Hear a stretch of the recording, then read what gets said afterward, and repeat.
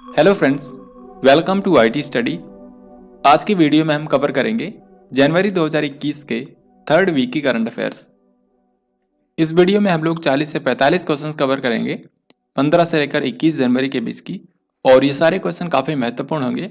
आपको इस वीडियो को बिल्कुल ध्यान से देखना है क्योंकि यहाँ से कई सारे सवाल आपकी परीक्षाओं में पूछे जाएंगे। तो यहाँ पर सबसे पहला सवाल है, 20 जनवरी के दिन जो बाइडेन ने अमेरिका के राष्ट्रपति के रूप में शपथ ली है। आपको ये बताना है कि अमेरिका के कौन से नंबर के राष्ट्रपति बन गए हैं।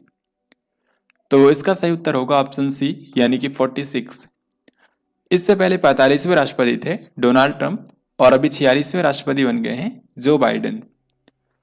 जो बाइडेन के साथ में ही यहाँ पर उपराष्ट्रपति के रूप में शपथ ली है कमला हैरिस ने, जो कि भारतीय मूल की एक महिला है, और ये अमेरिका के इतिहास में अमेरिका की पहली महिला उपराष्ट्रपति बनी है। और जैसा कि मैंने आपको बताया कि जो बाइडेन जो हैं ये 46वें राष्ट्रपति बने हैं, ऐसे ही कमला हैरिस जो हैं ये 49वीं उपराष्ट्रपति बनी है अमेरिका की। तो ये दोनों पॉइंट्स आपको याद रखने हैं। अब हम आगे बढ़ते हैं। हाल ही में डोनाल्ड ट्रंप 2 बार महाभियोग का सामना करने वाले अमेरिका के कौन से राष्ट्रपति बन गए हैं।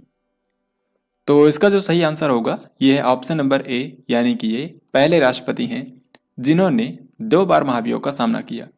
हालांकि इनसे पहले भी अमेरिका के 2 ऐसे राष्ट्रपति रहे हैं जिन पर महाभियोग चलाया गया था। एक तो थे बिल क्लिंटन और दूसरे थे एंड्रयू जॉनसन, लेकिन इन पर सिर्फ एक बार महाभियोग चलाया गया था। अभी डोनाल्ड ट्रंप जो हैं इन पर 2 बार महाभियोग चलाया गया। सबसे पहले इन पर महाभियोग चलाया गया था 2019 में और अभी 2021 में। तो इस तरीके से डोनाल्ड ट्रंप 2 बार महाभियोग का सामना करने वाले अमेरिका के पहले राष्ट्रपति बन गए हैं। Next question and very important. हाल ही में नुब्रा घाटी में पहली बार आइस क्लाइंबिंग उत्सव का आयोजन किया गया, यानी कि बर्फ पर चढ़ने वाला महोत्सव आयोजित किया गया। आपको बताना है कि ये नुब्रा घाटी जो है ये कौन से शहर में है। तो इसका जो राइट आंसर है ये है ऑप्शन नंबर ए, यानी कि लद्दाख के लेह में, जहां पर कुछ समय पहले एक मौसम विज्ञान केंद्र भी बनाया गया है 3500 मीटर की ऊंचाई पर, और ये भारत में सबसे ऊंचाई पर बनाया गया मौसम विज्ञान केंद्र है। तो लद्दाख के लेह में ही नुब्रा घाटी है जहां पर हाल ही में पहली बार आइस क्लाइंबिंग उत्सव का आयोजन किया गया। 51वें भारतीय अंतर्राष्ट्रीय फिल्म महोत्सव में Indian personality of the year पुरस्कार से किसको सम्मानित किया गया। तो जैसा कि आप जानते हैं ये जो भारतीय अंतर्राष्ट्रीय फिल्म समारोह होता है इसका आयोजन किया जाता है हर साल गोवा में, और इस साल इसका 51वां संस्करण आयोजित किया गया था 16 से लेकर 24 जनवरी के बीच में। तो इस दौरान इस बार एक स्पेशल अवार्ड दिया गया है Indian personality of the year, और ये पुरस्कार दिया गया है विश्वजीत चटर्जी को। सो करेक्ट आंसर हो जाएगा ऑप्शन डी। इन्होंने कई सारी हिंदी और बांग्ला फिल्मों में अभिनय किया है, साथ ही इन्होंने कई सारी फिल्मों को डायरेक्ट भी किया है। मनीष चौहान को इनमें से किस देश में भारत का नया राजदूत अपॉइंट किया गया है। मनीष चौहान को अपॉइंट किया गया है पुर्तगाल में। पुर्तगाल यहाँ पर आप देख सकते हैं ये यूरोप महाद्वीप का एक देश है। इसकी राजधानी है लिस्बन और यहाँ की करेंसी है यूरो। तो मनीष चौहान जो हैं ये पुर्तगाल में भारत के नए राजदूत बन गए हैं। पुर्तगाल की जो राजधानी है लिस्बन, यहाँ पर एक संग्रहालय है, और इसी के तर्ज पर भारत के लोथल में भी एक संग्रहालय बनाया जाएगा जो कि भारत का पहला समुद्री विरासत संग्रहालय होगा, और इसको बनाने में भारत की हेल्प करेगा पुर्तगाल। नीदरलैंड की एक संस्था है जिसका नाम है टॉम। हाल ही में इसके द्वारा ट्रैफिक इंडेक्स 2020 जारी किया गया। इसमें दुनिया भर के शहरों को वहां पर भीड़ के स्तर के हिसाब से रैंक किया जाता है। आपको ये बताना है कि इसमें कौन सा शहर पहले स्थान पर है, यानी कि इसमें जो भी शहर पहले स्थान पर है वहां पर 2020 में भीड़ का स्तर सबसे ज्यादा था। तो ये कौन सा शहर है? ये है रूस की राजधानी मॉस्को। करेक्ट आंसर हो जाएगा ऑप्शन बी। यहाँ पर आप देख सकते हैं टॉप 10 शहरों को जहां पर 2020 में भीड़ का स्तर सबसे ज्यादा था। सबसे पहले नंबर पर है मॉस्को, दूसरे नंबर पर ही भारत का शहर है मुंबई। फिर इसके बाद आपको बस भारत के ही याद रखने, जैसे कि यहाँ पर आप देखेंगे छठे स्थान पर है बेंगलुरु, और इसके बाद 8वें स्थान पर है नई दिल्ली। तो इन टॉप 10 शहरों में भारत के शहरों की संख्या है 3। यहाँ पर आप ये भी देख सकते हैं हर एक महीने में यहाँ पर कंजेशन लेवल दिया गया है, यानी कि हर एक महीने में भीड़ का स्तर कैसा था और इसमें आप नोटिस करेंगे कि जो अप्रैल का महीना है यहाँ पर लगभग पूरी दुनिया में ही कंजेशन लेवल काफ़ी कम हो गया था, क्योंकि लगभग पूरी दुनिया में ही अप्रैल महीने में लॉकडाउन लगाया गया था। और इसी कारण से यहाँ पर आप ये भी देखेंगे कि साल 2020 में दुनिया के लगभग हर एक शहर में भीड़ का स्तर कम हुआ है। इस इंडेक्स के बारे में हमेशा दो सवाल पूछे जाते हैं। एक तो ये कि दुनिया का सबसे भीड़ भाड़ वाला शहर कौन सा रहा, तो आपको बताना है मॉस्को। और अगर आपसे पूछें कि भारत का सबसे भीड़ भाड़ वाला शहर कौन सा रहा, तो आपको बताना है मुंबई। भारतीय सेना यानी कि इंडियन आर्मी ने स्विच ड्रोन की खरीद के लिए इनमें से किस कंपनी के साथ $20 मिलियन के अनुबंध पर हस्ताक्षर किए हैं? यानी कि यहाँ पर आपको उस कंपनी का नाम बताना है जिससे इंडियन आर्मी $20 मिलियन में स्विच ड्रोन परचेज करेगी। तो ये कंपनी है आइडिया फोर्ज। ये मुंबई की एक कंपनी है जो कि ड्रोन बनाती है और इसी से Indian army switch drone purchase करेगी। भारत की जो बीमा नियामक संस्था है insurance regulatory and development authority of India, जो कि भारत की सभी बीमा कंपनियों को रेगुलेट करता है, आपको ये बताना है कि इसने स्वास्थ्य बीमा उत्पादों की उपलब्धता की जांच करने के लिए किसकी अध्यक्षता में एक पैनल का गठन किया है। यानी कि जो समिति बनाई गई है इसका काम यह होगा कि भारतीय लोगों की आवश्यकता के अनुसार स्वास्थ्य बीमा उत्पाद उपलब्ध हैं कि नहीं, तो इसकी जांच करने के लिए ही ये समिति बनाई गई है। और इसके अध्यक्ष जो बने हैं ये खुद इरडई के अध्यक्ष हैं, जिनका नाम है सुभाष चंद्र खुंटिया। तो इसका करेक्ट आंसर होगा ऑप्शन डी। भारतीय सेना द्वारा प्रत्येक वर्ष किस दिन को सेना दिवस के रूप में मनाया जाता है, यानी कि आर्मी डे? तो आप सभी जानते हैं इसका आंसर होगा 15 जनवरी। 15 जनवरी को हर साल आर्मी डे मनाया जाता है और इस बार 73वां आर्मी डे मनाया गया है। यह दिवस 15 जनवरी को इसलिए मनाया जाता है क्योंकि 15 जनवरी 1949 को एक इम्पोर्टेंट इवेंट हुआ था, क्योंकि इसी दिन पहली बार किसी भारतीय व्यक्ति को इंडियन आर्मी का चीफ बनाया गया था। इससे पहले जो आर्मी के चीफ थे वो एक ब्रिटिश व्यक्ति थे, लेकिन 15 जनवरी 1949 को भारतीय व्यक्ति को इंडियन आर्मी का चीफ बनाया गया। और वो कौन थे? वो थे जनरल KM करियप्पा। इनके बारे में कई बार सवाल पूछा गया है, तो इनके नाम आपको याद रखना है। हालांकि बाद में जनरल KM करियप्पा जो हैं ये फील्ड मार्शल भी बने थे, जो कि इंडियन आर्मी में सबसे ऊंची रैंक है। तो ये सब आपको याद रखना है। अब हम आगे बढ़ते हैं। हाल ही में किस देश ने एक फ्यूचर सिटी का अनावरण किया है जिसका नाम रखा गया है द लाइन? यानी कि इनमें से कौन से देश में द लाइन नाम का शहर बसाया जाएगा? तो ये देश है सऊदी अरब। यहाँ पर आप देख सकते हैं ये सऊदी अरब का मैप है और इसके पश्चिमी हिस्से में एक शहर है जिसका नाम है नियोम। इसको एक टूरिस्ट प्लेस के रूप में डेवलप किया जा रहा है और इस पर लगभग इसके लिए $500 बिलियन खर्च किए जाएंगे। इस परियोजना को नाम दिया गया है नियोम परियोजना और इसी परियोजना के एक हिस्से के रूप में ये द लाइन नाम का शहर बनाया जाएगा। ये जो शहर होगा ये 170 किलोमीटर लंबाई में फैला होगा और इसमें ना तो कोई कार्स होंगी, ना ही कोई सड़कें होंगी और न ही इस पूरे शहर से किसी तरह का कोई कार्बन एमिशन होगा। तो इस तरह का ये जो शहर है ये बनाया जाएगा सऊदी अरब में और इससे लगभग 3,80,000 जॉब्स क्रिएट होंगी। साथ ही ये जो शहर होगा ये सऊदी अरब की GDP में $48 बिलियन का कंट्रीब्यूशन देगा। तो इसके बारे में आपको याद रखना है कि द लाइन नाम का शहर जो है ये सऊदी अरब में बनाया जाएगा। हाल ही में किस कंपनी ने पैट गल्सिंगर को अपना नया मुख्य कार्यकारी अधिकारी अपॉइंट किया है? यानी कि पैट गल्सिंगर जो हैं ये किस कंपनी के नए CEO बनने वाले हैं? तो इसका राइट आंसर है इंटेल।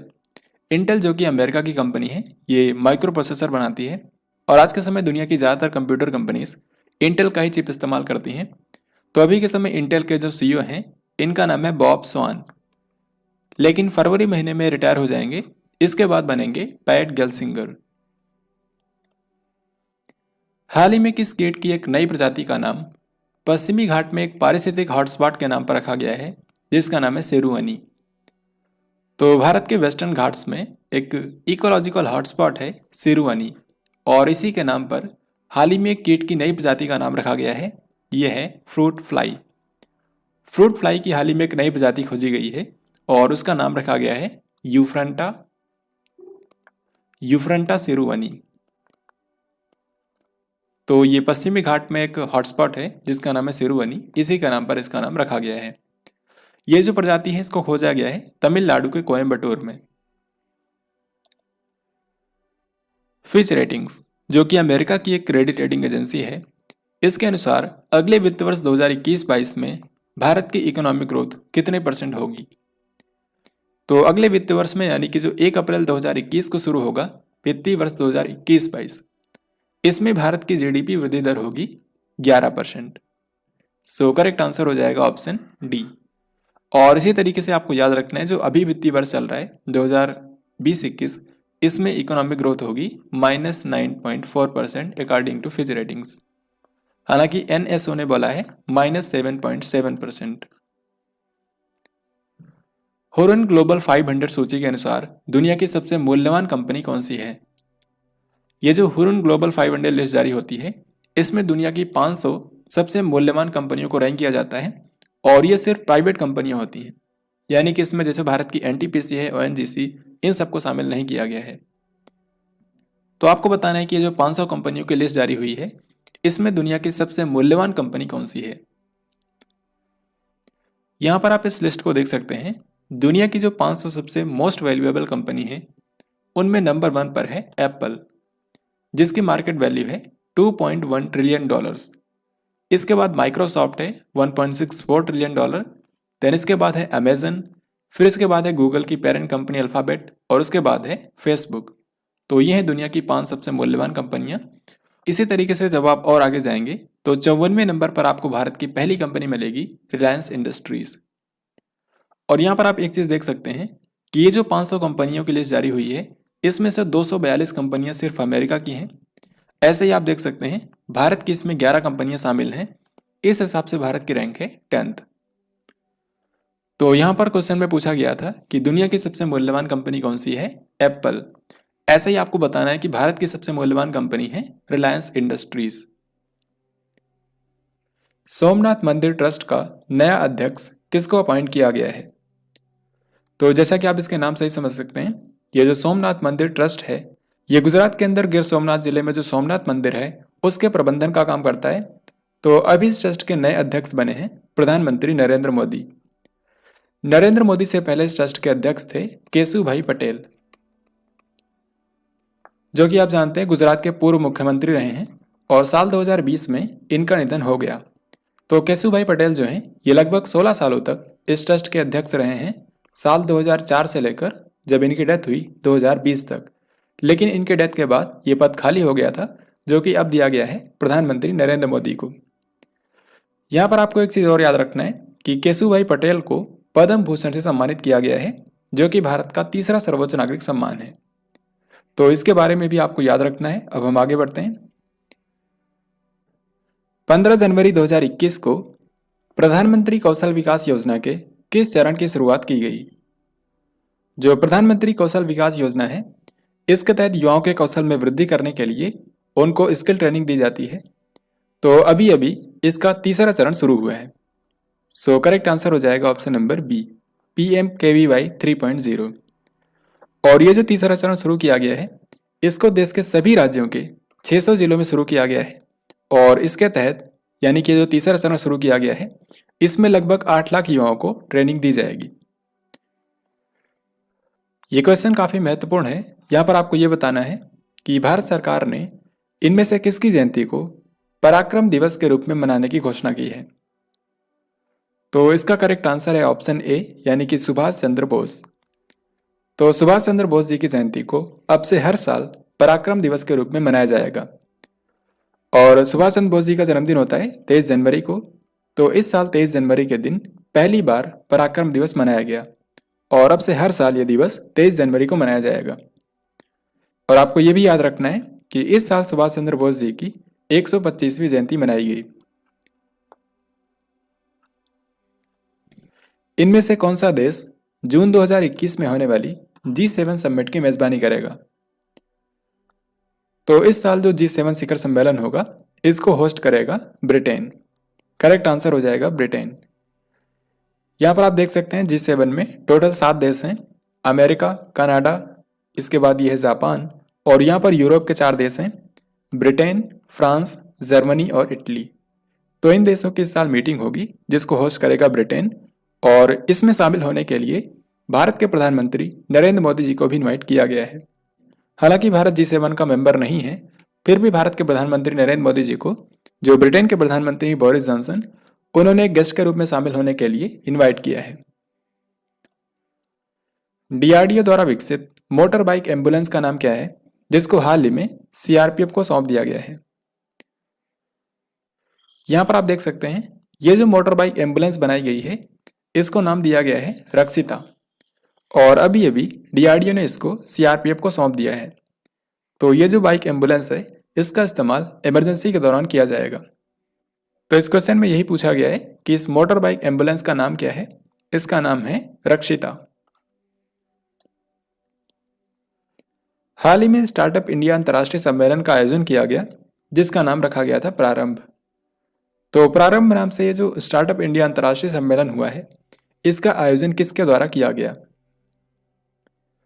देखिए, स्टार्टअप इंडिया जो योजना है, इसको शुरू किया गया था भारत में 16 जनवरी 2016 को।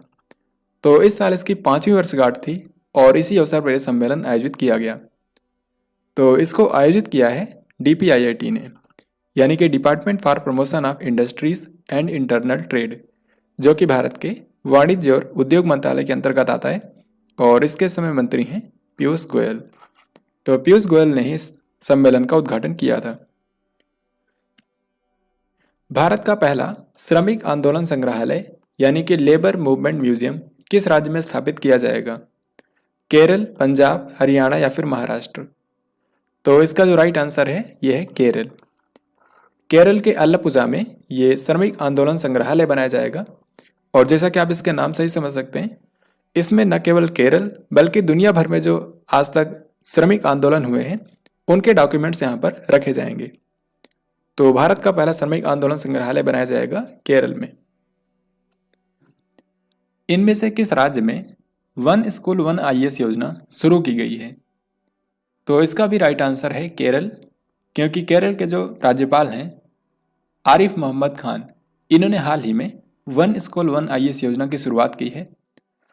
इसमें उन प्रतिभाशाली छात्रों की हेल्प की जाएगी, उनको बेसिकली निःशुल्क कोचिंग प्रोवाइड की जाएगी, जो कि आर्थिक रूप से कमजोर हैं और सिविल सर्विसेज या फिर दूसरी प्रतियोगी परीक्षाएं देना चाहते हैं। तो ऐसे प्रतिभाशाली छात्रों को फ्री में कोचिंग प्रोवाइड करने के लिए वन स्कूल वन IAS योजना शुरू की है केरल ने। हाल ही में एक पुस्तक लॉन्च हुई है, जिसका टाइटल है the making of Aadhaar, world's largest identity platform. तो आधार कार्ड के ऊपर यह किताब लिखी गई है। आपको बताना है कि इसके लेखक कौन हैं। तो इसको लिखा है राम सेवक शर्मा ने। आप जानते हैं ये ट्राई के पूर्व अध्यक्ष हैं, साथ ही unique identification authority of India यानी कि UIDAI, इसके ये पहले महानिदेशक भी थे। तो इन्होंने ये किताब लिखी है the making of Aadhaar. America के बाद हाल ही में किस देश ने ओपन स्काई संधि से अलग होने की अनाउंसमेंट की है? आप जानते हैं कि साल 2020 में अमेरिका जो है ये ओपन स्काई संधि से बाहर हो गया था, लेकिन हाल ही में एक और देश ने अनाउंसमेंट की है कि वो भी अब ओपन स्काई संधि से अलग हो जाएगा। तो ये कौन सा देश है? ये देश है रूस। देखिए, ये जो ओपन स्काई ट्रीटी है, इसमें जितने भी मेंबर्स हैं, ये सैन्य निगरानी के लिए एक दूसरे के हवाई क्षेत्र का इस्तेमाल कर सकते हैं, जिससे अमेरिका को खतरा था। इसीलिए साल 2020 में अमेरिका इससे बाहर हो गया, और अब अमेरिका के बाद रूस ने भी डिसीजन लिया है कि ये भी ओपन स्काई ट्रीटी को छोड़ देगा। रूस की राजधानी है मॉस्को, जो कि ट्रैफिक इंडेक्स 2020 के अनुसार दुनिया का सबसे भीड़भाड़ वाला शहर है, और यहाँ की करेंसी है रूबल। यहाँ के इस समय राष्ट्रपति हैं व्लादिमीर पुतिन।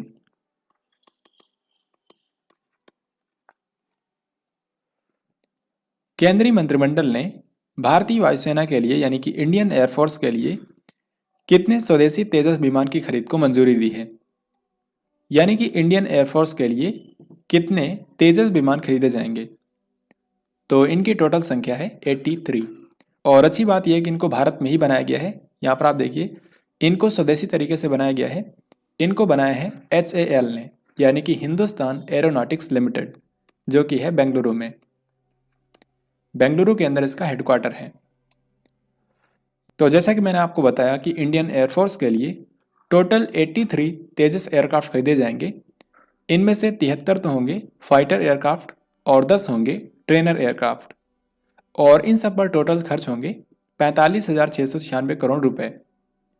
ये जो तेजस विमान होते हैं ये हल्के लड़ाकू विमान होते हैं, इसीलिए इनके नाम के आगे लिखा होता है LCA, मतलब light combat aircraft, light combat aircraft. International migration 2020 report के अनुसार किस देश के प्रवासियों की संख्या दुनिया में सबसे ज़्यादा है, यानी कि किस देश के सबसे ज़्यादा लोग विदेशों में रहते हैं? तो ये देश है भारत। भारत के लगभग 1.8 करोड़ लोग विदेशों में रहते हैं और इस मामले में भारत नंबर 1 पर है। भारत के बाद दूसरे नंबर पर है मैक्सिको और तीसरे स्थान पर है रूस। और एक चीज यहां पर मैं आपको और बता दूं, जो भारत के 1.8 करोड़ लोग विदेशों में रहते हैं, इनमें से सबसे ज्यादा लोग UAE में रहते हैं, यानी कि यूनाइटेड अरब अमीरात, जिसका सबसे बड़ा शहर है दुबई। तो यहां पर ज्यादातर लोग जाते हैं, इसीलिए UAE जो है इस मामले में नंबर 1 पर है। हरित और स्वच्छ ऊर्जा के बारे में जागरूकता फैलाने के लिए हाल ही में कौन सा अभियान शुरू किया गया है? तो इसके लिए हर साल 1 महीने तक चलने वाला एक अभियान चलाया जाता है जिसका नाम है सक्षम। इसका फुल फॉर्म होता है संरक्षण क्षमता महोत्सव, संरक्षण क्षमता महोत्सव, और इसको आयोजित करता है पेट्रोलियम और प्राकृतिक गैस मंत्रालय, जिसके इस समय मंत्री हैं धर्मेंद्र प्रधान। तो हाल ही में इन्होंने इसका उद्घाटन किया है। हाल ही में PM नरेंद्र मोदी जी ने कितने करोड़ रुपए के साथ स्टार्टअप इंडिया सीड फंड शुरू करने की घोषणा की है? तो इसका करेक्ट आंसर है ऑप्शन सी, यानी कि 1000 करोड़ रुपए। तो 1000 करोड़ रुपए के साथ ये जो स्टार्टअप इंडिया सीड फंड शुरू किया जाएगा, इसको बेसिकली भारत में स्टार्टअप्स को बढ़ावा देने के लिए और नए स्टार्टअप्स को स्थापित करने में हेल्प करने के लिए शुरू किया जाएगा। 17 जनवरी को PM नरेंद्र मोदी ने देश के विभिन्न भागों को केवड़िया से जोड़ने वाली कितनी ट्रेनों को रवाना किया? तो जैसा कि आप जानते हैं, गुजरात के नर्मदा जिले में जो केवड़िया है, यहीं पर है स्टैचू ऑफ यूनिटी, जो कि सरदार वल्लभ भाई पटेल जी की स्टैचू है और ये दुनिया की सबसे ऊंची स्टैचू है। तो देश के अलग अलग हिस्सों से यहाँ तक कनेक्टिविटी बेहतर हो, इसी के लिए प्रधानमंत्री नरेंद्र मोदी जी ने एक साथ 8 ट्रेनों को रवाना किया है। तो इसका जो राइट आंसर है ये होगा ऑप्शन नंबर सी। यहाँ पर आप इन सभी 8 ट्रेनों को देख सकते हैं। इनमें से कुछ तो डेली चलेंगी और कुछ सप्ताह में एक बार। इनमें से आपको एक ट्रेन के बारे में जरूर याद रखना है, यह है अहमदाबाद केवड़िया जनशताब्दी एक्सप्रेस, क्योंकि ये जो ट्रेन है इसमें विस्टाडोम कोच का इस्तेमाल किया गया है, यानी कि लोग यात्रा के दौरान आसपास के एनवायरनमेंट को भी एक्सपीरियंस कर सकते हैं। और इसमें जो विस्टाडोम कोच लगाए गए हैं, इनको बनाया गया है इंटीग्रल कोच फैक्ट्री चेन्नई में। हाल ही में भारत के एक बहुत ही मशहूर शास्त्रीय गायक और संगीतकार का निधन हो गया। इनका नाम था उस्ताद गुलाम मुस्तफ़ा खान। आपको ये बताना है कि ये कौन से राज्य से थे, केरल, झारखंड, मध्य प्रदेश या फिर उत्तर प्रदेश। तो अब तक आपने इस क्वेश्चन को अटेम्प्ट कर लिया होगा। इसका राइट आंसर है उत्तर प्रदेश। उत्तर प्रदेश के थे उस्ताद गुलाम मुस्तफ़ा खान, जिनका हाल ही में निधन हो गया है। इनको आपको बता दूं, तीनों पद्म पुरस्कार मिले हुए, पद्मश्री, पद्म भूषण और पद्म विभूषण। पद्म विभूषण के बारे में आपको याद रखना है, क्योंकि ये भारत का दूसरा सर्वोच्च नागरिक सम्मान है। ये इनको मिला था साल 2018 में। इसके अलावा इनको संगीत नाटक अकादमी पुरस्कार भी मिला हुआ है साल 2003 में। फिएट क्रिस्लर ऑटोमोबाइल्स यानी कि FCA, ये इटली के गाड़ियां बनाने वाली कंपनी है। आपको बताना है कि ये किस शहर में अपना पहला ग्लोबल डिजिटल हब स्थापित करने जा रही है। ये तेलंगाना की राजधानी हैदराबाद में अपना पहला ग्लोबल डिजिटल हब स्थापित करेगी। ऐसे ही आपको याद रखना है कि जो एलॉन मस्क की टेस्ला कंपनी है, ये भारत में अपनी पहली यूनिट खोलेगा बेंगलुरु में। हाल ही में इसने अनाउंस किया है, तो इसको भी आपको याद रखना है। अमेरिकी राष्ट्रपति जो बाइडेन ने कितनी धनराशि के कोविड-19 राहत पैकेज की अनाउंसमेंट की है? जैसा कि आप जानते हैं, कोरोना वायरस महामारी के कारण दुनिया में सबसे ज़्यादा लोग मारे गए हैं अमेरिका में। इसके साथ ही अमेरिका में काफ़ी ज़्यादा आर्थिक नुकसान भी हुआ। तो इससे निपटने के लिए हाल ही में जो अमेरिका के 46वें राष्ट्रपति बने हैं जो बाइडेन, इन्होंने कोविड-19 राहत पैकेज की अनाउंसमेंट की है $1.9 ट्रिलियन के। $1.9 ट्रिलियन। सो इसका आंसर हो जाएगा ऑप्शन नंबर सी। इनमें से किस शहर में भारत की पहली हवाई टैक्सी सेवा शुरू की गई है? यह काफी महत्वपूर्ण क्वेश्चन है क्योंकि भारत में पहली बार इस तरह से एयर टैक्सी सर्विस शुरू की गई है और इसको शुरू किया गया है चंडीगढ़ में। बेसिकली इसको उड़ान योजना के तहत हाल ही में चंडीगढ़ से हिसार के लिए रवाना किया गया था। हिसार है हरियाणा में। तो इन दो शहरों के बीच में हाल ही में पहली बार भारत की पहली हवाई टैक्सी सेवा शुरू की गई और इसका उद्घाटन किया था हरियाणा के जो मुख्यमंत्री हैं मनोहर लाल खट्टर। भारत की पहली 9mm मशीन पिस्टल का नाम क्या है जिसको हाल ही में विकसित किया गया है? और अच्छी बात यह है कि इसको भारत में ही स्वदेशी तरीके से विकसित किया गया है। यहां पर आप इस मशीन पिस्टल को देख सकते हैं। इसको डीआरडीओ और इंडियन आर्मी ने संयुक्त रूप से विकसित किया है। बेसिकली इंडियन आर्मी के अंतर्गत जो इन्फेंट्री स्कूल है महो के अंदर और डीआरडीओ की एक पुणे के अंदर लैब है, इन दोनों ने मिलकर इसको विकसित किया है। और ये जो मशीन पिस्टल है इसमें बुलेट की साइज तो होगी 9mm और इसकी फायरिंग रेंज है 100 मीटर तक ये फायर कर सकती है। और सबसे इंपॉर्टेंट बात आपको याद रखनी है कि इस मशीन पिस्टल को नाम दिया गया है अस्मी, जिसका मतलब है प्राइड, सेल्फ रेस्पेक्ट और हार्ड वर्क। तो इस क्वेश्चन में सिर्फ यही पूछा गया था कि इस मशीन पिस्टल का नाम क्या है। इसका नाम रखा गया है अस्मी। गोरेवाड़ा अंतर्राष्ट्रीय चिड़ियाघर का नाम बदलकर किसके नाम पर कर दिया गया? सबसे पहले आपको बता दूं ये जो गोरेवाड़ा नाम की जगह है ये है महाराष्ट्र के नागपुर में। महाराष्ट्र के नागपुर में जो गोरेवाड़ा जगह है यहीं पर यह बनाया गया है गोरेवाड़ा अंतर्राष्ट्रीय चिड़ियाघर। और हाल ही में गोरेवाड़ा इंटरनेशनल जू का नाम बदलकर बाला साहब Thackeray Gorewada international zoological park कर दिया गया है।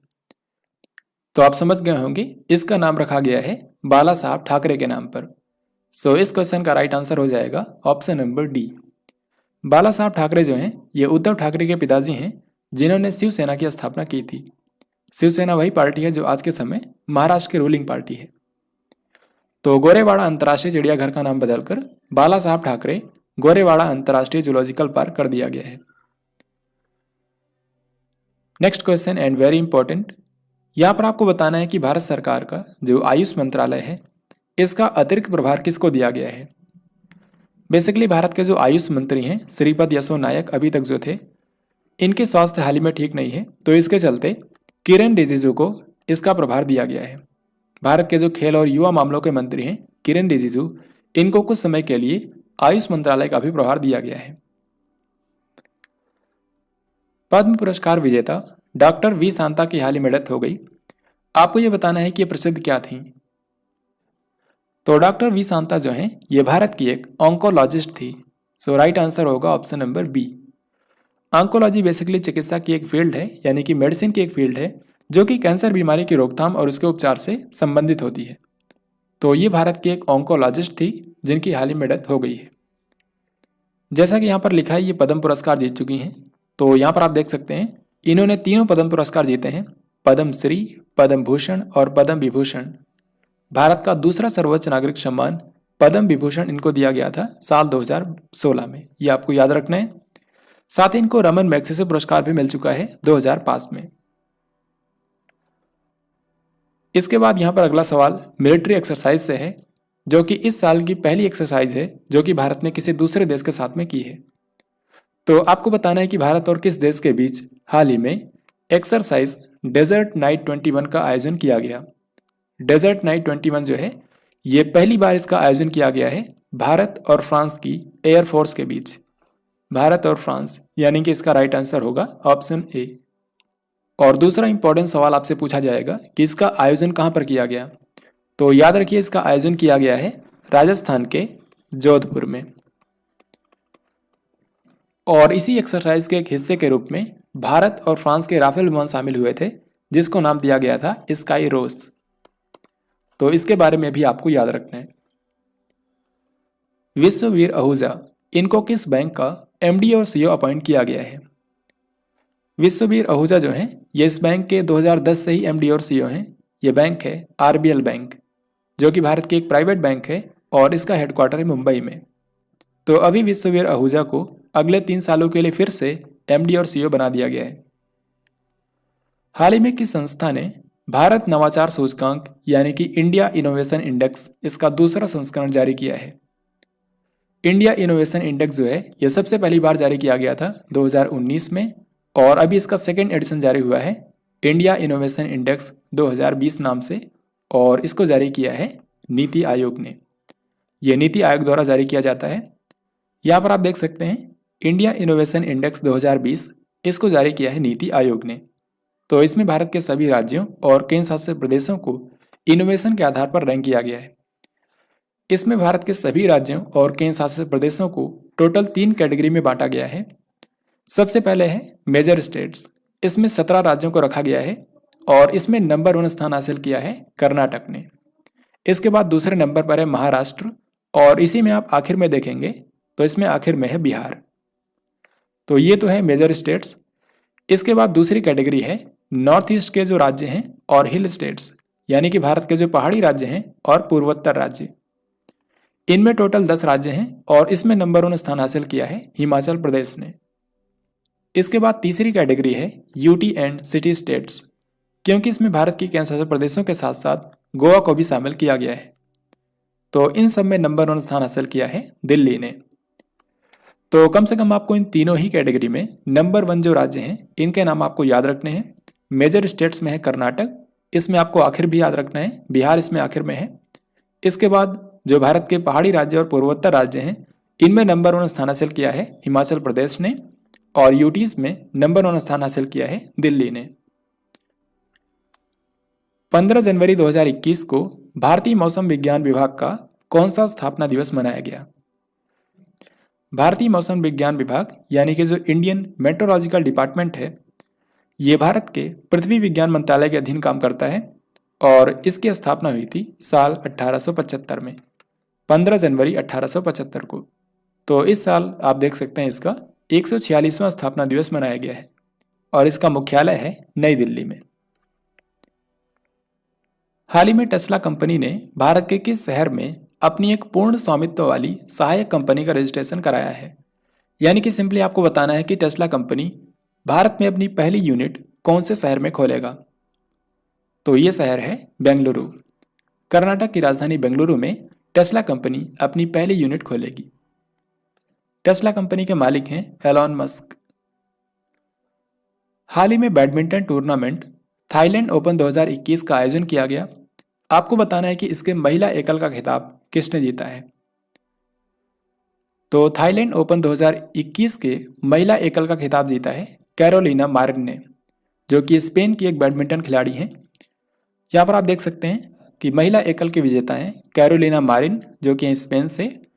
ऐसे ही पुरुष एकल के विजेता हैं विक्टर एक्सेल्सन, जो कि हैं डेनमार्क से। तो अगर आपसे थाईलैंड ओपन के बारे में क्वेश्चन आता है तो यही 2 क्वेश्चन आपके एग्जाम में पूछे जाएंगे। तो ये था आज का लास्ट क्वेश्चन। उम्मीद है कि आपने इस वीडियो को ध्यान से देखा होगा। अब यहाँ पर आपके लिए 2 सवाल होंगे जिनके राइट आंसर आपको कमेंट बॉक्स में लिखकर बताने हैं। सबसे पहला सवाल है, भारत नवाचार सूचकांक 2020 में प्रमुख राज्यों की श्रेणी में यानी कि मेजर स्टेट्स की कैटेगरी में किस राज्य ने पहला स्थान हासिल किया है? केरल, गुजरात, महाराष्ट्र या फिर कर्नाटक? एंड दूसरा सवाल है, भारत सरकार अब से प्रत्येक वर्ष किस दिन को पराक्रम दिवस के रूप में मनाएगी? तो इन दोनों क्वेश्चन के राइट आंसर आपको कमेंट बॉक्स में लिखकर बताने हैं। इस तरीके से हम लोगों ने जनवरी के 3rd वीक की सभी महत्वपूर्ण करंट अफेयर्स को देखा है। इसके बाद आने वाले समय में हम जनवरी के लास्ट वीक की वीडियो देखेंगे और उसके बाद पूरे जनवरी महीने की कंपाइल्ड वीडियो देखेंगे मंथली वीडियो के रूप में। तो अगर आप ये चारों वीडियोस देख लेते हैं तो उस वीडियो के अंदर आप हर एक क्वेश्चन का राइट आंसर देखते ही कर पाएंगे। तो अगर आपको ये वीडियो पसंद आया है तो इसको लाइक और शेयर जरूर करें। Thanks for watching this video.